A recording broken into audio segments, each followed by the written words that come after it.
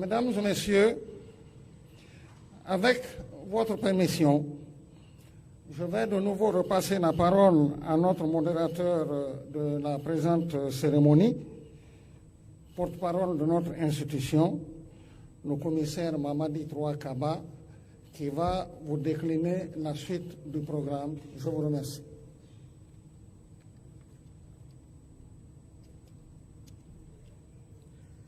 Merci beaucoup, honorable David Camara. À présent, mesdames et messieurs, en vos grades et qualités, tout protocole respectueusement observé, nous donnons la parole à Monsieur le Président de la Commission électorale nationale indépendante CENI pour la publication des résultats provisoires globaux du premier tour de l'élection présidentielle du 18 octobre 2020. Monsieur le Président, vous avez la parole. Merci, commissaire. Mesdames et Messieurs, distingués invités, chers compatriotes, mes premiers mots vont d'abord aux victimes des violences que notre pays a enregistrées ces derniers jours. Je voudrais m'incliner devant la mémoire de ces victimes et exprimer la compassion et la solidarité de la CENI à tous les Guinéens qui ont perdu des êtres chers, ainsi qu'aux Guinéens qui ont perdu des biens matériels, parfois fruits des labeurs de toute une vie. Je souhaite une meilleure santé aux personnes qui ont subi des blessures graves. La Commission électorale nationale indépendante condamne ces violences et leurs auteurs. Elle invite les services compétents de l'État à faire toute la lumière sur ces malheureux événements et à faire en sorte que les coupables répondent devant la loi. Encore une fois, rien ne doit justifier un tel déchaînement de la violence après le vote paisible du peuple souverain de Guinée, le 18 octobre dernier. Chers compatriotes, nous voici au terme des opérations de totalisation des votes effectuées par la CENI, en application de l'article 90 du Code électoral révisé, en présence des représentants de tous les candidats, des membres de la société civile et des observateurs nationaux et internationaux. À la fin de ce moment historique de notre démocratie et en raison des circonstances, il m'a semblé utile et nécessaire de partager avec les Guinéennes et les Guinéens les sentiments d'espérance qui m'animent. En effet, j'ai noté chez les populations un engouement exceptionnel pour cette élection présidentielle. Cela depuis la fixation par décret présidentiel de la date du scrutin. La qualité de la mobilisation et de la participation observées lors de cette consultation sont en phase avec les scores enregistrés ces derniers temps dans les pays voisins et dans la sous-région. En tant que produit de la société civile, ayant une certaine aptitude à décrypter les dynamiques sociales, j'en ai déduit une volonté affirmée de la part de nos compatriotes à s'impliquer, à participer, à prendre leur part dans la construction d'une société démocratique en Guinée. En conséquence, et à mon humble avis, cet élan doit être encouragé et soutenu par toutes les parties prenantes du processus électoral, car il est à coup sûr annonciateur d'une nouvelle ère pour la Guinée, pour peu que nous en soyons convaincus. Mesdames et messieurs, distingués invités, chers compatriotes, la responsabilité de l'élite et des leaders politiques est de soutenir et d'accompagner cette dynamique. Toute autre voie me semble sans issue. Ces dernières années, sur les sentiers de l'édification nationale, nous avons certes marqué de nombreux progrès. Cependant, les défis qui nous interpellent sont encore tout aussi pressants. La scène de chaos que nous observons dans notre ville et village ces derniers jours sont à la fois déplorables et regrettables. Si nous acceptons la démocratie, nous devrons adhérer à ces grands principes comme la consultation populaire ou la loi de la majorité. Les victoires, les défaites, les peines et les joies sont les cadences et les rythmes de la vie démocratique. L'on peut perdre un jour et gagner un autre jour. L'on peut gagner une bataille et perdre une autre par la suite. Chers compatriotes, la société démocratique dont nous rêvons ne saurait se bâtir et prospérer sur les ruines de la nation et de la République. La nation et la République sont sacrées. La démocratie est un processus de longue haleine. Les pays qui affichent aujourd'hui des centaines d'années de pratiques démocratiques, au contraire, sont passés par plusieurs étapes, tantôt des progrès considérables, parfois des graves reculs. Mais la main à l'œuvre, ces pays ont su et pu rebondir.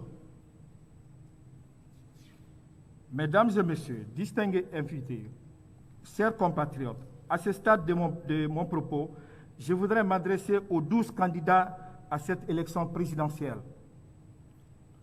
Le peuple n'a refusé à aucun d'entre vous ses voix. Chacun a eu ses suffrages au-delà du nombre, ce qui est la preuve que le peuple reconnaît à chacun de vous la légitimité d'aspirer à tenir les rênes du pays. Mesdames et messieurs les commissaires de la CENI, permettez-moi de vous féliciter pour votre engagement et votre esprit d'équipe. Malgré les difficultés, les pressions et parfois les différences d'approche, nous sommes restés unis dans l'action.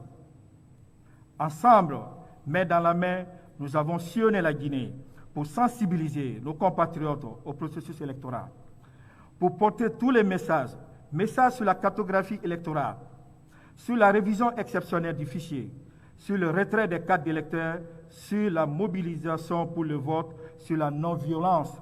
Bref, vous avez mérité de la nation.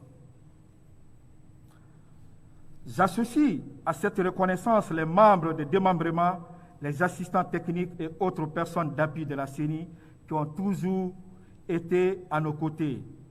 À ce stade, je voudrais rappeler le travail technique effectué par la Commission électorale nationale indépendante. Le point de départ a été l'élaboration de l'adoption du chronogramme de l'élection le 11 juin 2020. Ce dernier prévoyait la remobilisation et la formation des membres de démembrement, l'assainissement du fichier électoral par épuration de doublons, de décédés et de présumés mineurs, la révision à titre exceptionnel des listes électorales, la mise à jour de la cartographie des bureaux de vote et du découpage administratif. L'impression et la distribution des cartes d'électeurs, la désignation et la formation des agents électoraux, l'acquisition et l'acheminement du matériel électoral, la production des documents électoraux, bulletins de vote, procès-verbaux des bureaux de vote, procès-verbaux de dépouillement, entre autres. Il faudra noter que la gestion des candidatures, conformément à la loi, est restée du ressort de la Cour constitutionnelle, tandis que la gestion et la régulation de la campagne électorale a relevé de la haute autorité de la communication, comme le dispose la loi en la matière. Le plus grand chantier reçu par la CENI a été incontestablement l'assainissement du fichier électoral biométrique avec l'assistance technique des experts de la CEDEAO. Ce travail exceptionnel est l'œuvre de tous les commissaires et des assistants techniques de notre institution. Aujourd'hui, de l'avis unanime des parties prenantes au processus électoral et particulièrement de l'institution sous-régionale, la CEDEAO, le fichier électoral guinéen a été déclaré de qualité suffisante pour la tenue de cette élection. C'est le lieu pour moi de remercier la commission de la CEDEAO, les experts, le gouvernement les partis politiques, la société civile et toutes les bonnes volontés qui n'ont ménagé aucun effort pour rendre crédible notre fichier électoral. Au terme de cette opération, le corps électoral s'élève à 5 410 089 répartis comme suit. Région Afrique, 72 344. Région Amérique, 6 096. Région Asie, 1157. Région Europe, 11 346. Région de Bokeh, 433 492. Région de Conakry, 1 016 848. Région de Farana, 463 280. Région de Kankan, 1 173 421. Région de Kindia, 706 074. Région de Labé, 424 832. Région de Mamou, 321 280. La région de Zérékoré, 779 997. En termes de bureaux de vote, le même nombre d'électeurs a donné 14 938 bureaux de vote à l'intérieur du pays et 195 dans les ambassades et consulats de Guinée à l'étranger. Il est à noter que le vote n'a pu être organisé que dans 8 ambassades de Guinée en Afrique en raison de la pandémie au coronavirus. La répartition électorale par genre donne 53% de femmes et 47% d'hommes. Mesdames et messieurs, distingués invités, chers compatriotes, c'est aussi le lieu de dire qu'au plan financier, cette élection aura été un véritable défi pour l'État guinéen. En effet, malgré un contexte sanitaire marqué par la pandémie à coronavirus, le gouvernement guinéen n'a lésiné sur aucun moyen en finançant entièrement et sur fonds propres l'élection présidentielle du 18 octobre 2020. Par ailleurs, malgré la récession ambiante, il a pu dégager des moyens logistiques conséquents pour un meilleur accomplissement des différentes opérations. Il en est de même pour les partenaires techniques et financiers. Ceux qui pouvaient apporter des ressources l'ont fait. Ceux qui ont voulu assister avec des idées et conseils l'ont fait et bien fait. Je voudrais ici transmettre à tous les sentiments de gratitude infinie de la CENI. Pour conclure mes propos, permettez-moi d'en appeler encore une fois au calme, à la sérénité et à la fin de toutes les violences post-électorales. Sachons-nous retrouver pour concevoir et tracer ce qui est meilleur pour les filles et les fils de la Guinée. Il n'y a que dans la paix et la stabilité que nous continuerons d'enraciner notre démocratie et de bâtir une nation socialement et économiquement forte et prospère. Pour cette élection présidentielle, considérons avec sagesse et foi que c'est la Guinée qui a gagné. C'est sur ces éléments que je vous invite à suivre les résultats provisoires globaux du premier tour de l'élection présidentielle du 18 octobre.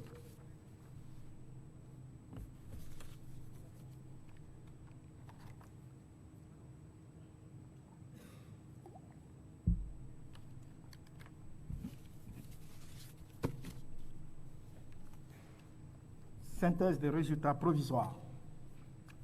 Total général des bureaux de vote, c'est le premier tour. Total général des bureaux de vote, 15 131. Total général des bureaux de vote pris en charge, 14 547, soit 96,14%. Nombre de circonscriptions électorales, 63. Nombre de circonscriptions électorales ayant voté, 46. Total général des inscrits, 5 410 089. Total des votants, 4 267 594.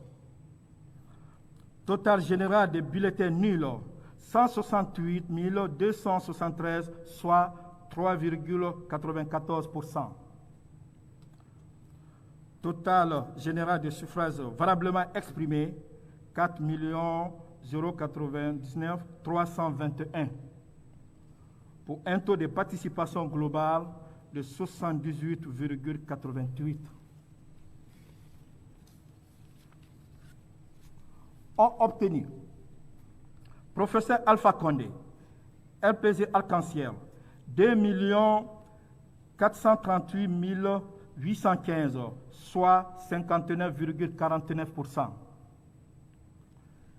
Makale Traoré, Pacte, 29 589, soit 0,72%.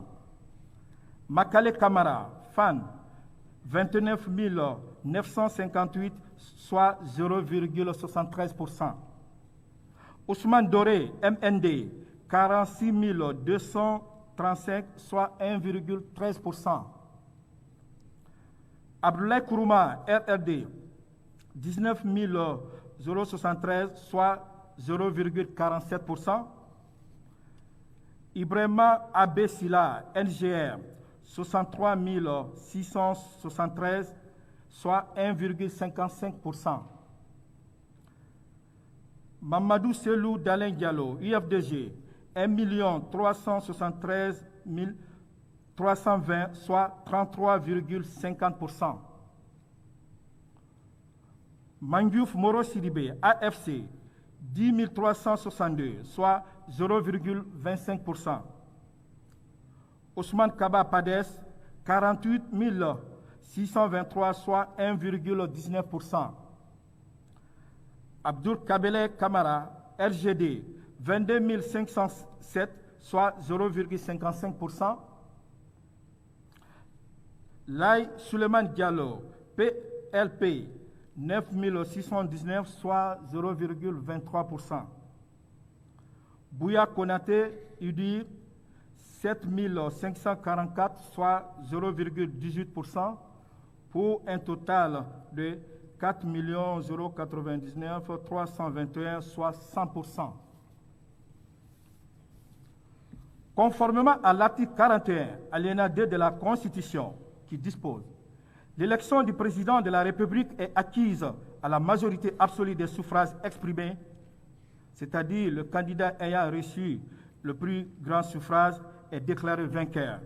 Par conséquent, le candidat professeur Alpha Condé, Arc-en-Ciel, LPG Arc-en-Ciel, est déclaré élu au premier tour du scrutin présidentiel avec 59,49. Vive la démocratie, vive la paix, que Dieu bénisse la Guinée et les Guinéens. Je vous remercie.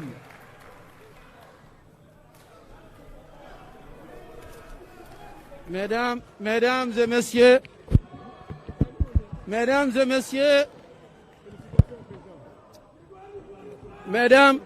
le micro.